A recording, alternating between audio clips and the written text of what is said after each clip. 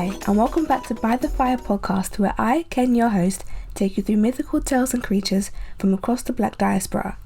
So today I'll be talking about creatures of the air, and you know what, I chose this because right now I'm looking outside my window, and you know what I see? Flies trying to get into my room. It's so sunny outside, and for some reason they think my window is not a window and they want to get in, but I just thought, you know what if I looked outside and I saw some of the creatures I'm talking about today? That would be interesting. I hope you enjoy! The Kongamato means overwhelmer of boats, and it's known to be sighted in Zambia, Kenya and Namibia by both natives, Europeans and Americans. So Africans don't really see this as a supernatural being. The Kongamato is actually regarded to be more of a horrible beast. It's an odd flying creature that comes from the Awemba tribe, who claim that birds live in caves in cliffs near the source of the Great Zambezi River.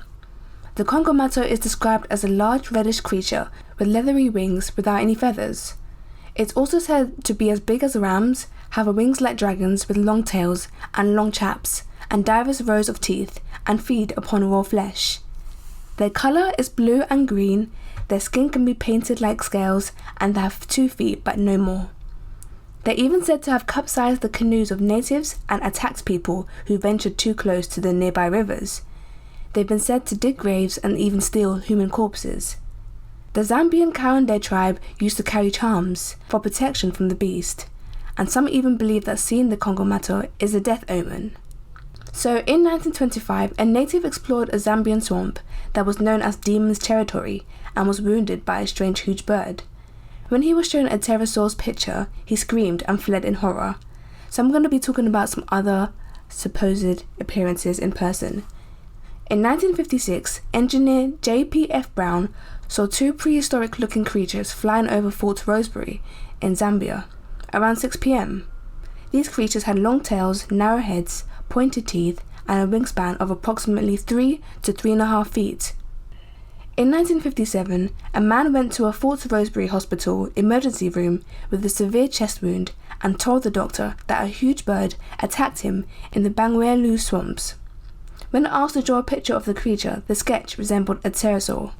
So it is quite interesting because I am looking at a picture of the Kongamato and it does look like a pterosaur. Pterosaurs are extinct types of dinosaurs, and they were the earliest vertebrates known to have involved powered flight from the actual, back in the day. So it's quite interesting to know that even in the 20th century, these things have been sighted and known as other things. This creature can be found in the book Tracking Sea Monsters, Bigfoot and Other Legendary Beasts by Nelson Yomtov. Yambos are a type of fairies from the Wolof mythology of Senegal in West Africa. They come out to dance in the moonlight and feast on large tables served by partially invisible servants where you can only see their feet and hands. They eat corn taken from humans and fish, and they can even invite humans to their feasts as guests. They take firewood from campfires, but only enough needed to roast their fish. They live beneath the Pap Hills, which is 3 miles inland from the Gori Island, off the coast of the capital of Senegal, which is Dakar, and they're said to be 2 feet in height, which is around 60 centimeters, and are pearly white in color with silver hair. Yambos attach themselves to a chosen family and love and care for them. Some sources say that the fairies are the spirits of deceased relatives, and when a family member dies, the Yambos mourn and dance on the departed person's grave. Yambos are actually quite fond of plum wine, and when the wine turns sour, they drink it with great joy until they become very drunk. In such a drunken state, they sing very loudly, making much noise by beating on drums. So they're known as the Bakna Rakna, which means good people, so you don't really need to escape them, and they have even been spotted at night in their fishing boats, hoping to catch a late snack. It is actually quite interesting because in popular culture they have been mentioned in Pottermore, which is sort of a Harry Potter universe outside of the books, and in that universe they are considered house elves, who are also mascots for the Senegalese Quidditch team. So that one is quite interesting because they are known to be fairies in the Wolof mythology, so how they became house elves is something to think about. In South Africa, the Impundulu, aka lightning bird, is a winged bird-like creature which can masquerade as a human. Belief in the Impundulu is very common amongst the Zulu tribe. Most of the time, it's recognizable as a huge black and white predator, which has the ability to strike lightning from its talons. It's believed to do the bidding of witches, and so is considered to be a witch's familiar. Many also consider it to be an extremely evil creature, sometimes referring to it as a demon or a vamp demon. If a witch sent an Impundulu after someone, it can cause illness and bad luck to that person.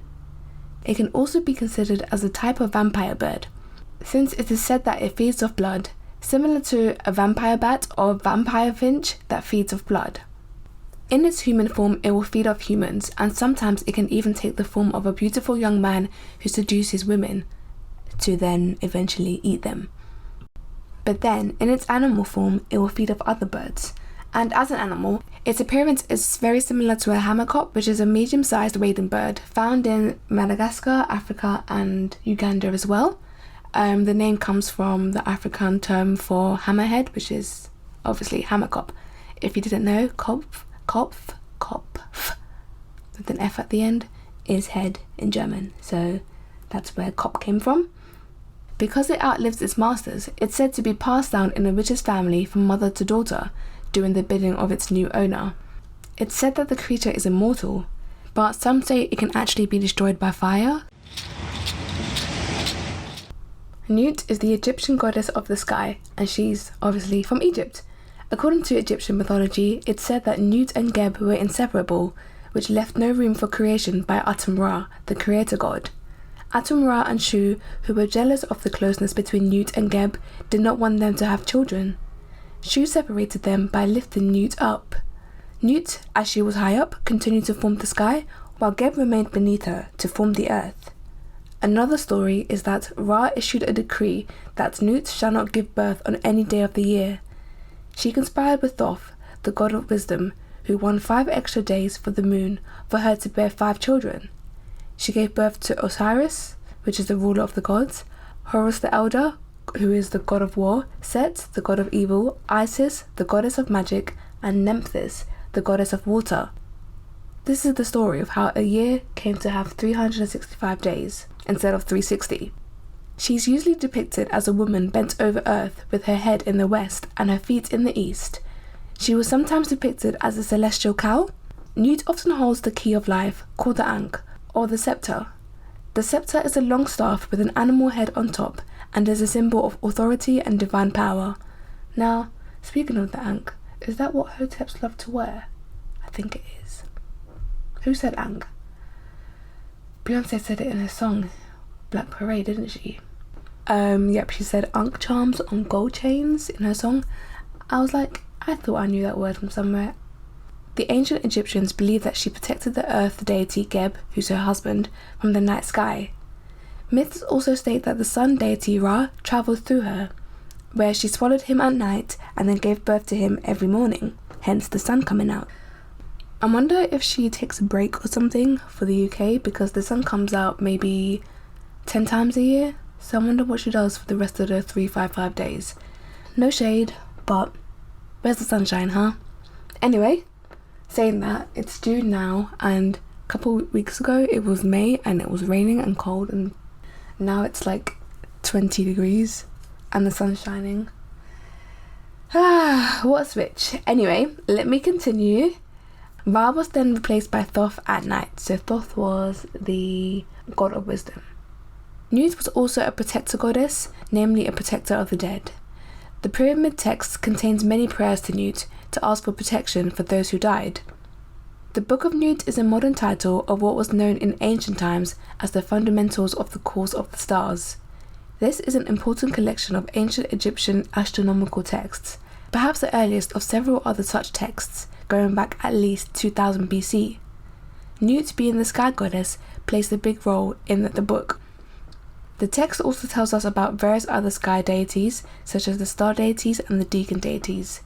The cycles of the stars and the planets and the timekeeping are covered in such book, so that is really cool, because I would love to do an episode on astrology and its linkage with mythology and how far back it's used. I have something else I have talked about on my social media. It's called African Cosmovision, which is basically how we understand the universe. I think that's also something I want to talk about. So I really hope you enjoyed that episode. It was really fun to research, and yeah, it would be very interesting to see a creature in the air that could eat me, I guess. It would definitely be able to penetrate these windows. So whilst it would be interesting, it would also be really scary. Anyway, I really hope you enjoyed, and if you did, be sure to rate and comment on Apple Podcasts and follow on Spotify. And you can also listen on SoundCloud. Use the hashtag BTFpod so we can continue the conversation online, and I look forward to you joining me for the next episode. You can also follow this podcast on bythefire_pod on Instagram, Twitter and TikTok, and you can find me on Facebook as well, where I'll regularly upload proverbs and superstitions from across the Black diaspora. You can also support my Ko-fi, where I release exclusive content including videos, giving my supporters the ability to vote for the next episode, sneak peeks before episodes are released, and once a month, supporters can also listen to the episode a whole week early.